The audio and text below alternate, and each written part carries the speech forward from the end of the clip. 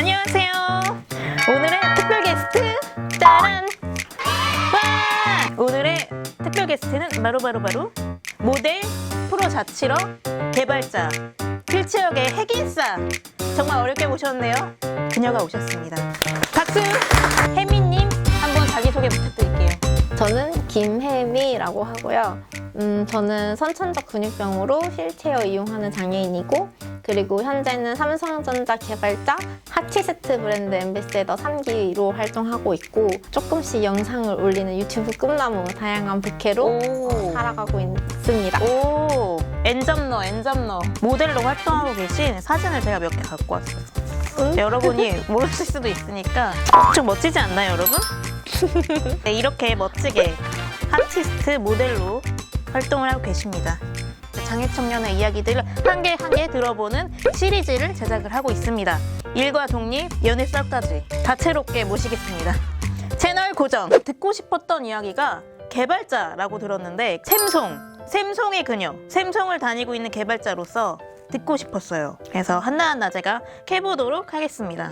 그러면 혜미님이 내가 취업을 할 수 있었던 계기나 가야겠다고 생각한 이런 이유가 있으실까요? 한 중고등학교 때부터 제 목표는 남들 하는 거는 약간 다 해보자. 오, 약간 이런 마음을 가지고 살았던 멋짐. 것 같고, 평범하게 비장애인들이 하는 거, 해외 봉사활동, 인턴, 알바, 뭐 이런 다양한 것들이 알바까지요? 있잖아요. 오, 네, 네. 그래서 취업의 키포인트는 요즘 경험을 중시하는 사회이기 때문에 맞습니다. 네. 인턴을 해보고 싶었어요. 고등학교 때 같은 경우에는 캄보디아에 그 장애인 비장애인 협력해서 해외 봉사활동도 갔다 왔었고, 그러던 중에 저희 대학교에는 그 장애 학생 지원 센터가 있었거든요.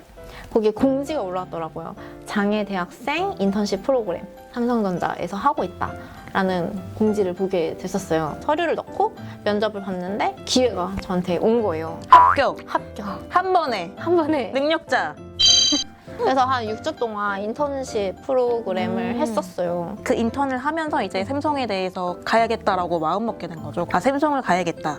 선택하게 된 이유가 있을까요? 사실 첫 번째로는 좀 감동을 받았던 게, 저는 고작 6주를 다니는 인턴인데도 불구하고 그 층에 여자 장애인 화장실이 없었어요. 거기에 우연히 휠체어 타신 남자분이 계셔서 남자 장애인 화장실은 있었는데 여자 장애인 화장실은 없었어요. 근데 또 사실 장애인 화장실이 남녀 합쳐진 데도 조금 많잖아요. 맞아요. 그런데도 불구하고 남자 화장실은 있는데 여자 화장실이 없네 하시면서 담당 그 분께서 저한테 와서 6주 인턴인데 장애인 여자 화장실 원한다면 공사해주겠다 라고 제안을 해주셨어요. 대박이다. 근데 오히려 해주겠다에 대한 걸 말하러 오신 게 아니고, 공사 기간이 한 2주 정도 걸릴 것 같아서 괜찮겠냐 이렇게 우려 차원에서 말씀해 주신 거였어요. 그냥 제가 이 회사에 들어오면 그때 공사해주세요 이렇게 말을 했어요. 근데 약간 어필까지? 나중에 들어오면 해달라. 여튼. 네. 근데 일단 그 정직원이 아닌 인턴을 위해서 그렇게 필요한 것들을 해주는데, 내가 정직원이 돼서 들어온다면 되게 더 좋은 환경에서 일할 수 있겠구나 라는 생각이 들어서 그게 첫 번째 이유였고요. 두 번째는 직장인들은 또 점심시간에 부서분들이랑 점심을 먹잖아요.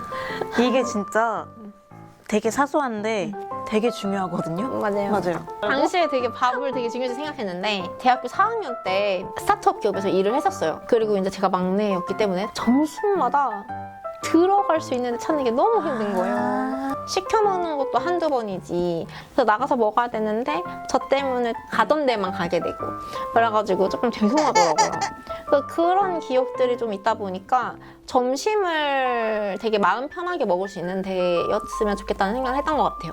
그때 이제 생각난 게, 제가 삼성전자 인턴 할 때 도움벨 서비스가 있었어요. 사내식당 입구에서 벨을 누르면 여사님들이 나와주세요. 오, 도움벨? 네네. 처음 들었어, 저는. 도움벨이 있어가지고 네.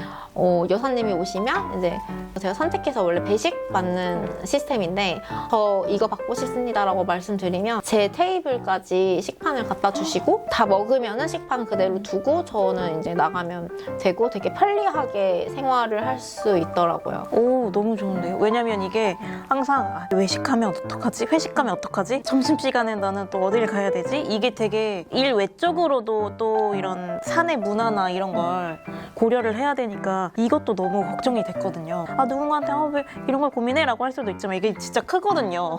맞아요. 네.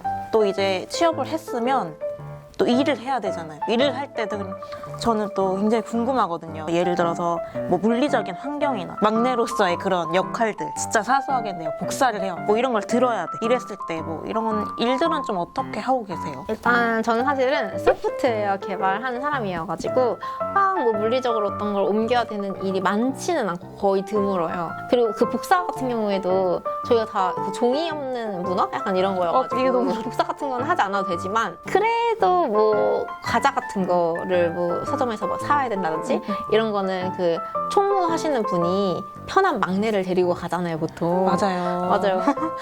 당연히 저는 신입사원이니까 막내잖아요. 걱정을 했어요. 혹시 내가 장애인이고 몸이 불편하다고 생각해서 시키지 않으시면 어쩌지? 그렇다고 제 바로 윗분을 데려가면 너무 저는 죄송스럽잖아요. 약간 마음이.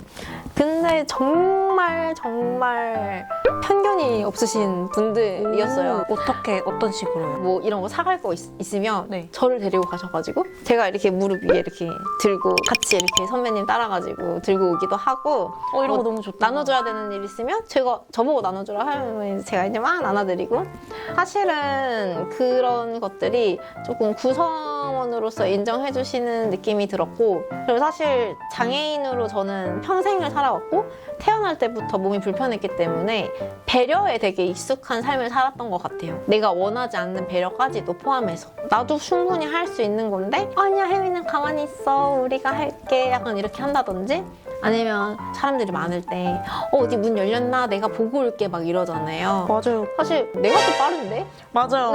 다리도 안 아프거든. 친한 친구들은 뭐 어디 갔다 올 일 있으면 저보고 갔다 오라고 하거든요. 제가 빠르니까. 아, 찐친이다. 그래서 그런 문화 덕분에 조금 잘 적응할 수 있었던 것 같아요. 물리적인 환경. 예를 들어서 화장실을 설치하고 자동문을 설치하고 이런 것도 있겠지만 이런 사내 문화도 되게 좋은 거잖아. 사람들의 인식이나 뭐 일을 똑같이 시킨다거나 배제하지 않다거나 진짜 사소하게는 너도 같이 해봐 뭐 물건 담아주는 거 이런 거 저는 진짜 기분 너무 좋을 것 같거든요. 왜냐면 그러니까 배려라고 생각을 하지만 일을 똑같이 주고 똑같이 혼내주는 게 사실은 더 기분이 좋거든요. 그러면 대기업이라서 이런 거 아니냐고. 대기업이라서 화장실을 설치해 줄 수 있는 거 아닐까? 이거 자본에서 나오는 거 아닐까라고 하지만 저도 한 20명이 있는 회사에 있었어요. 대기업은 아니었지만 사내 문화가 좋았거든요. 장애인, 비장애 모두 다 같이 일하는 곳이었는데 자동문이 있었고요. 장애인 화장실이 있었고 장애, 비장애인의 그런 역할이 딱히 없었어요. 하면서 제가 막 급하게 달려가서 물건을 사왔거든요. 꼭 자본에서만 나오는 건 아니다. 이런 좋은 사내 문화도 있고 작은 회사였지만 뭐 일을 똑같이 준다거나 배제하지 않다거나 이런 게 충분히 있을 수 있다니까 오해하지 말라는 거. 오해하지 말라고요. 말씀드렸습니다. 그래서 이런 이유들로 취준생이 딱 됐을 때 내가 장애인임을 잊어버릴 수도 있을 만한 환경 아무런 걱정 없이 일만 해도 되는 환경 그런 환경에서 일하고 싶다라는 목표를 했고 그게 적합한 것 같아가지고 지금 다니는 회사에 지원하게 됐었어요. 또 자세히 어떤 게 있는지 한번 여쭤보도록 하겠습니다.